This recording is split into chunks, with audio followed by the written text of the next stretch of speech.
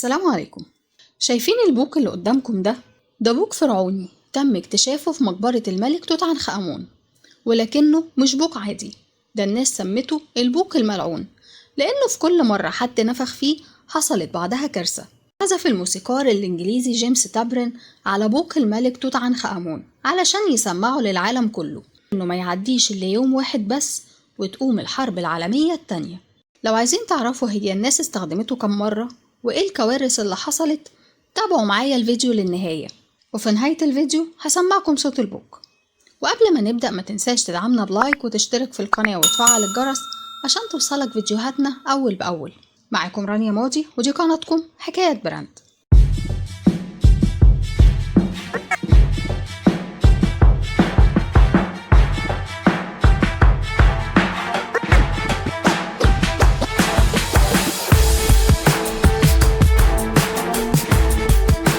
في يوم 4 نوفمبر سنة 1922 كان في مجموعة من علماء الآثار بينقبوا على مقابر فرعونية في محافظة الأقصر في منطقة وادي الملوك، لحد ما لقوا مقبرة الملك توت عنخ آمون، أشهر مقبرة في العالم لأنها المقبرة الملكية الوحيدة اللي لما اكتشفوها كانت محتوياتها سليمة وتقريبا كاملة.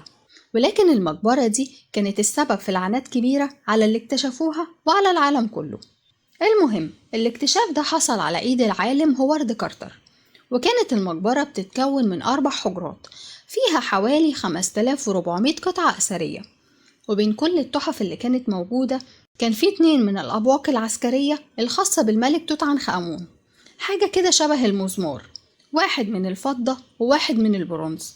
والبوق كان من ضمن أدوات الحرب وكان عليهم نقوش عرف منهم كارتر إن البوق بيستخدم للإعلان عن بداية الحروب، وخصوصا البوق الفضي المطلي بالذهب. المهم إن بعد اكتشاف المقبرة دي كل محتوياتها راحت المتحف المصري، وأول ما وصلت في واحد حب يجرب ينفخ في البوق علشان تكون المرة الأولى بعد ركنته لآلاف السنين، وفجأة اتقطعت الكهرباء على المدينة كلها لفترة طويلة.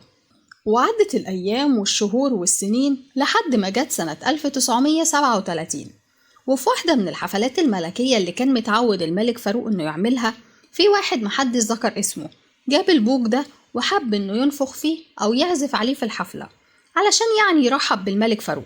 ولكن للأسف البوق ما طلعش أي صوت نهائي، والمسؤولين قالوا إنه محتاج ترميم، وبالفعل اتبعت علشان يتعمل له ترميم ورجع لمصر بعد 2 من حفلة الملك فاروق.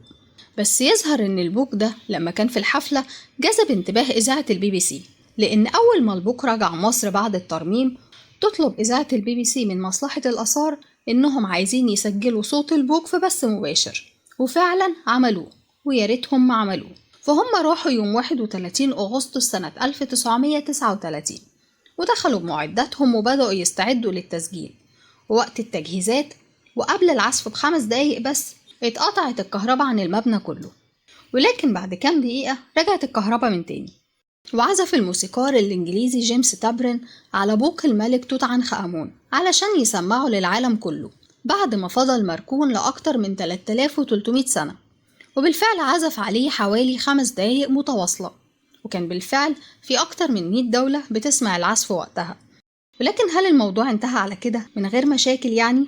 للأسف لأ، لأن وقتها البوق اتكسر واتبعت للترميم من تاني، ده غير إن الموسيقار نفسه اتحجز في المستشفى فهو أغمى عليه فجأة وهو في مبنى الإذاعة، ده غير إنه ما يعديش إلا يوم واحد بس وتقوم الحرب العالمية التانية. يوم 1 سبتمبر سنة 1939 بدأت الحرب العالمية التانية في صدفة غريبة جدا بعد العزف على بوق الملك توت عنخ آمون بيوم واحد، واستمرت الحرب فترة طويلة واللي راح ضحيتها تقريبا 400 ألف جندي إنجليزي. وطبعا وقتها طلعت إشاعات كتير على البوق، وبدأت الناس تتهم BBC إنها سبب الحرب لأنهم هم اللي استخدموا البوق ده. وزي ما في ناس مصدقة إن البوق ملعون وهو سبب الحرب، في ناس ما صدقوش وقالوا الكلام ده خرافات، بوق إيه اللي هيبقى السبب في الحرب؟ ولكن الموضوع ما خلصش لحد كده، وعدت الأيام والشهور والسنين لحد ما وصلنا لسنة 1967. أمين من أمناء المتحف المصري ما كانش عاجبه الكلام اللي بيتقال إن البوق ملعون، وقال إزاي بوق يكون السبب في كوارث وحروب عالمية، الكلام ده كله خرافة. وقرر إنه يتحدى اللعنة دي ويعزف على البوق، علشان يثبت للناس كلها إن مفيش حاجة اسمها لعنة الفراعنة ولا في حاجة اسمها البوق الملعون، لأنه متأكد إن مفيش حاجة هتحصل لما يعزف عليه. قال إيه اللي هيحصل يعني لما انفخ في البوق؟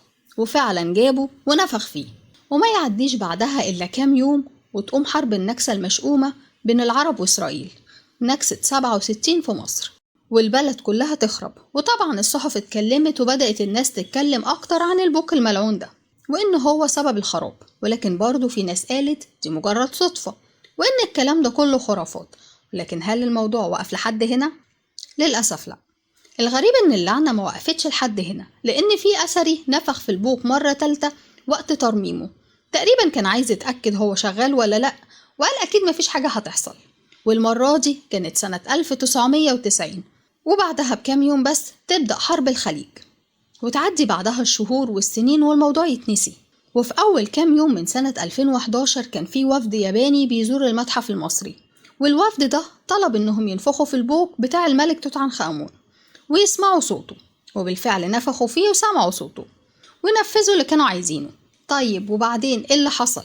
ما يعديش غير 7 أيام بس وتقوم ثورة يناير 2011، والكلام ده قاله دكتور زاهي حواس في مؤتمر صحفي. وفي النهاية قالوا إن بوق الملك توت عنخ آمون مجرد عزف صغير عليه بيكون إشارة لبداية حرب وخراب، زي ما كان بيحصل زمان أيام المصريين القدماء. بس تفتكروا هو البوق فعلا ملعون؟ ولا دي كلها مجرد صدف اتكررت؟ وهل الصدف ممكن تتكرر بالشكل ده؟ وإيه تفسير الحروب اللي حصلت بعد النفخ في البوق؟ عرفوني رأيكم في التعليقات. ودلوقتي هتسمعوا صوت البوق اللي سجلته إذاعة الBBC.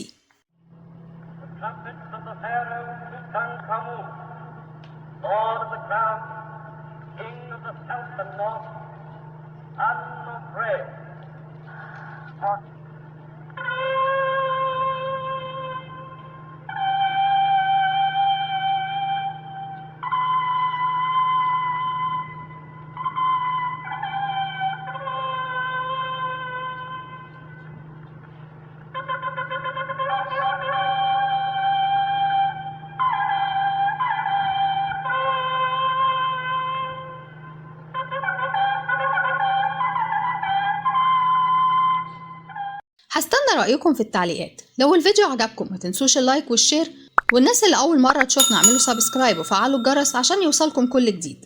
ولو انت مشترك ما تنساش تعمل شير في كل مكان، دعمكم مهم قوي عشان نقدر نكمل.